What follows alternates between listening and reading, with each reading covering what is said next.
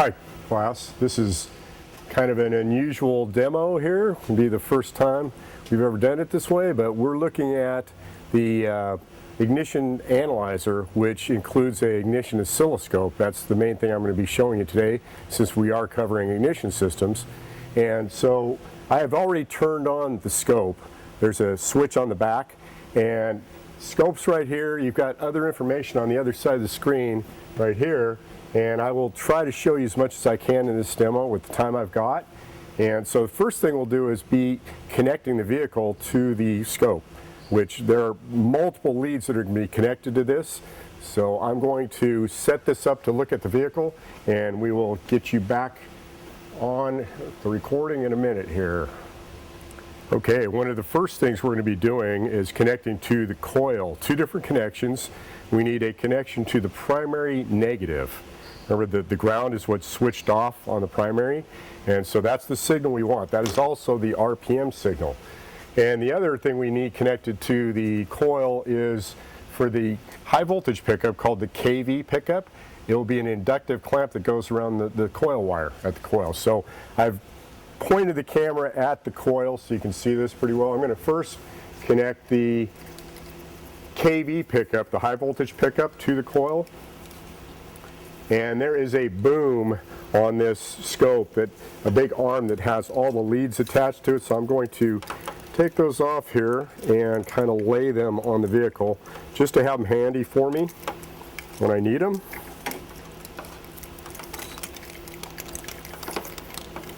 One of the main things when you're using this scope, there are a lot of leads, so you want to make sure that they do not get caught up in the belt or the fan, because they'll instantly rip that wire off. It'll take seconds to do that. So I am connecting. I'm going to move over here so you can see this.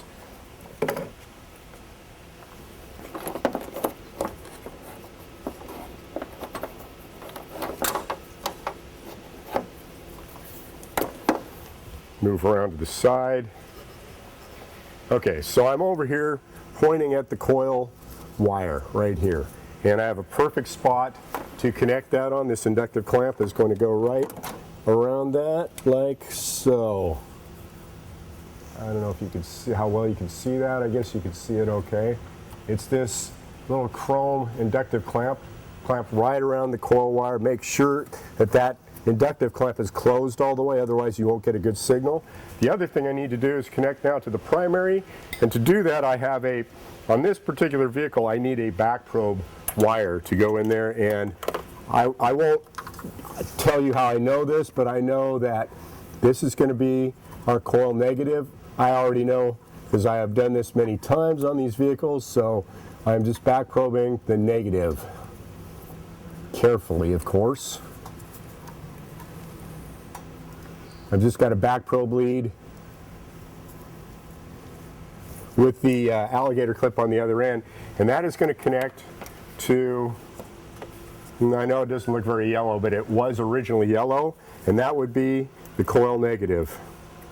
That's the primary connection.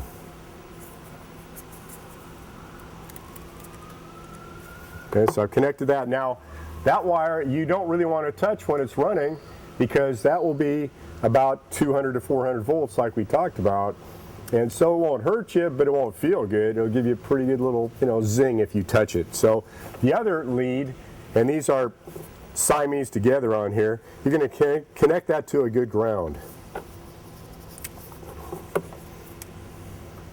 And I've got to get this wire out of the way so it doesn't touch the ground, because it'll just keep the engine from running if it does touch the ground. So I'm going to connect this on. Yeah, we could go to battery ground, but I'm going to go to the alternator.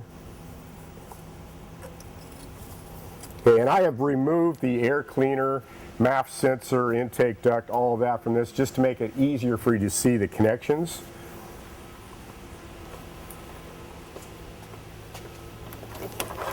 Okay, the next two wires, and these are easy because we're right nearby it, and I won't even show you because you'll know how to find that easily, is the battery, positive and negative. So I've got a black and a red lead there to connect those up. And you probably can't see this right now, but that's okay, because you've done this before with other equipment.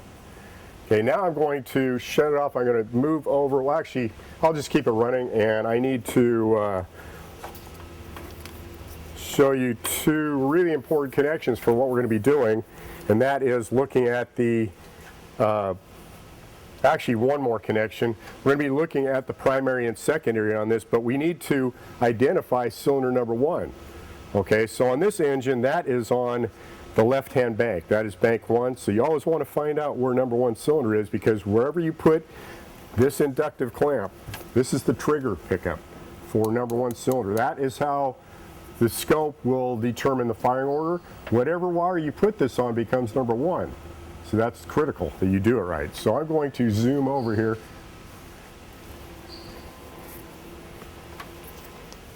And I won't even show you because you won't be able to see it the way the camera is. So I'm just going to connect that. I would connect that away from the exhaust manifold as much as possible.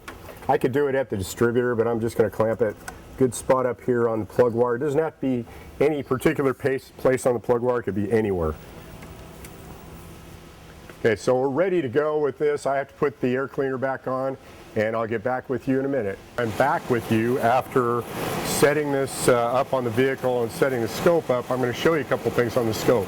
Right now you're looking at the waveform of each of the 8 cylinders, and this is in what we call the parade mode, where it's showing all 8 of the cylinder sparks parading across the screen, also known as display. If I move the camera over here, you're going to see the other screen, which shows RPM at idle. It's not showing the right dwell right now. I had to disconnect the primary. I showed you how to connect that up, but for some reason it's not working on the scope right now, so we're going to not talk about that today. I'll tell you some of the things you can do with it connected, which are kind of nice, kind of handy tests you can do. Battery voltage is showing. I could connect to the battery. There's an inductive clamp for the current that is being used in the system. I didn't do that.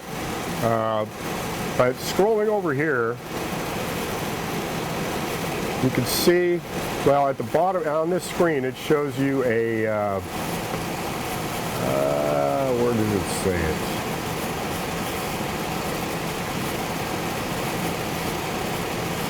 Anyway, I have already set up the scope for the vehicle. You have to choose the firing order, you have to choose how many cylinders, you have to choose if it's a 2 or 4 cycle engine. You have those options. And so it's all set up for this. I have it on the 25 kV scale right now. That means 25,000 volts total that can read. And I will move this up and zoom in a little bit so you'll see that on here. Yeah, kind of moved on me. Okay, so see on the left side of the screen, you see the 25 at the top, and each one of those increments going from bottom to top is worth 5,000 volts. So right now, this thing is idling at about, between 15 and say 18, 19,000 volts, because I have it on that scale. Okay, if I take, and this is a remote control, I'll put this in front of here right now so you can see that real quick, maybe. I guess you can probably see that. I'll flip this around so I can see if you're seeing what I'm looking at. All right, sorry, this is very awkward. Here's the remote control, and it has all the options on it for the scope. In fact, that is one of the only controls you can use to do certain tests. So what I'm going to do, I'm going to change the scale on this and show you. I'm not going to change anything having to do with the spark, just how I look at it. Just like on any oscilloscope, I can change the settings on time or on voltage. So this is going to change the scale to 50 kV scale. So that is on the right side of the screen. It goes up to 50, 0, 10, 20, and so on. And that is 50,000 volts. Same voltage, just a different scale we're looking at. So that, to me, looks like a little better way to look at this one. But if this thing could put out 50,000 volts, we'd be able to read it on this screen. I'll show you how to measure the maximum voltage that the coil can generate. It's a certain test we do. Okay, so this is display. I'm going to show you something when I'm going to hit the throttle. and show you what happens to those vertical lines. Are called firing lines. Those are the initial voltage it takes to jump the spark plug gap. You really can't see the horizontal line right now because this display screen doesn't work really well for that, this parade. I'd have to switch it to a different setting. So I'm going to just wrap the throttle real quick so you can see what happens here.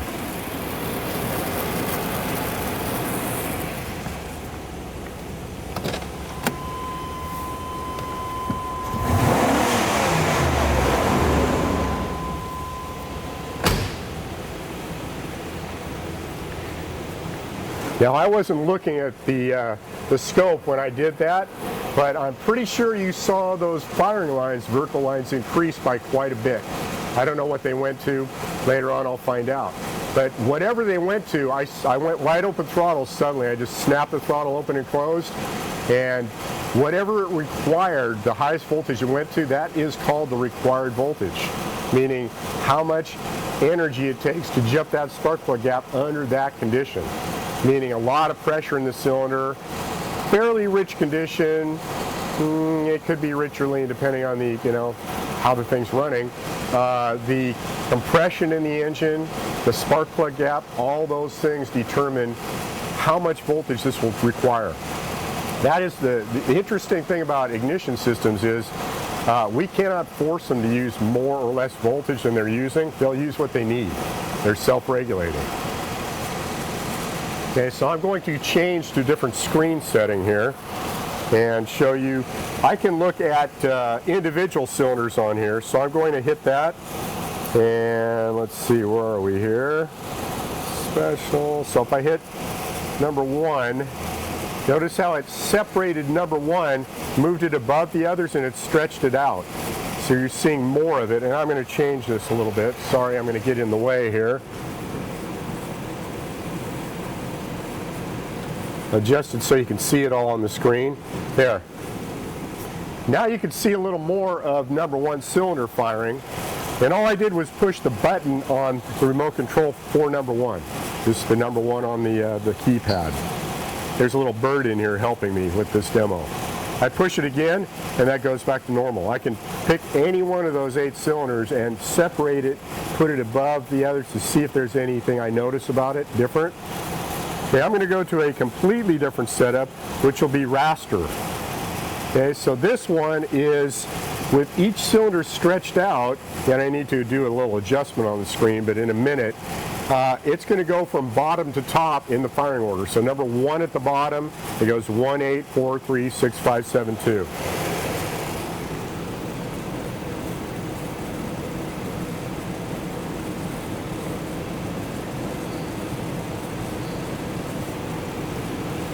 Okay, that's about as good as we're going to see it right now. But on this screen, you get to see some things you can't see in the parade mode. You get to see the spark line, which is the horizontal line. I'm going to point it out. So that is right here, for instance. That's on number 8. Here's number 1. Here's number 8. Notice that is still the high voltage, but it's dropped down quite a bit from what the firing line was initially. It's dropped down to around 3,000 kilovolts, 3,000 kV, which is still a lot. And so I can get a good look at that, which I can't really do on display mode or parade mode. I can also see the coil oscillations, meaning energy left over in the coil that is just bouncing back and forth in there because it can't go anywhere, dissipates into heat, goes in the atmosphere, changes forms. The energy changing forms. From there, the coil is off and goes all the way over here. That is actually where the coil turns back on. That is the dwell section. That's where the transistor turned on. So I'm going to go onto another screen here, and this will be superimposed. So right now, it looks like I'm looking at just one cylinder, but I'm actually looking at all 8 of them, one laid on top of the other. This is a great screen for comparing cylinder problems to each other. On parade mode, I can compare the voltage of the initial spark really well, better than anything else. But on this screen, I can compare everything else. So I can compare the firing lines, the dwell section, if this vehicle has a distributor, if it happened to have a worn distributor shaft and that shaft was wobbling, the bushings or the shaft were both worn, then it would cause erratic timing, and you would see it would show up in here. There would be a variation, a big variation in there. Okay, so you can do a lot with this thing. I won't have time to show you everything that it has that it can do, but quite a bit. So that's superimposed. We're going to go back to display, and I'm going to show you what happens if you have a problem, and I'm going to shut the engine off and stop the recording. And all right, I'm back. You notice there is kind of a problem here, isn't there? It's on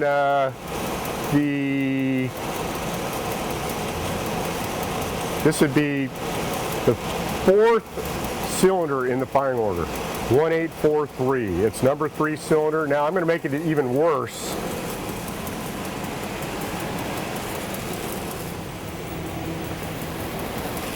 See if this makes it a little bit worse. We'll find out. I think it will.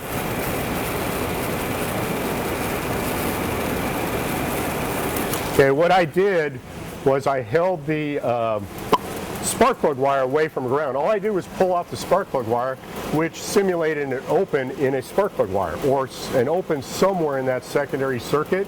And notice what what causes the coil to go to maximum output.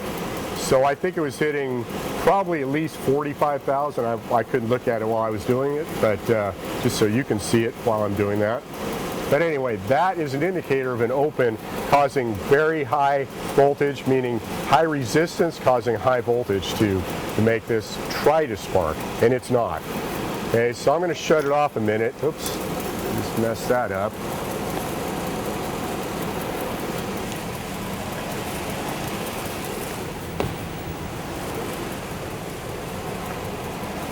Okay, now I've caused the opposite problem, which is really hard to tell right now. Usually we go a little lower than that, but if you look at that same cylinder, the 4th one in the firing order, we start all the way over at the left side to count.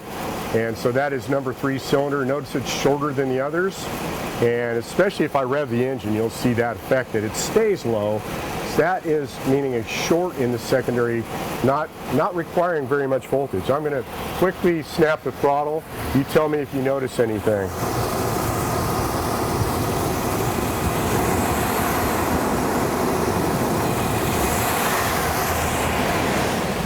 Notice how it stayed low. Even though I revved the engine, it needed more voltage, but it couldn't get it. And so either one of those conditions will cause a misfire in that cylinder. The thing is, you won't know what is causing that until you diagnose it. So I'm going to shut this off real quick and discuss a couple things with you which will help in diagnosing. All right. So on this, and I'll just turn this around so I'll see if I'm zoomed in too tight or not enough. Okay, so now you get to see me. Sorry, I know you'd rather look at the scope.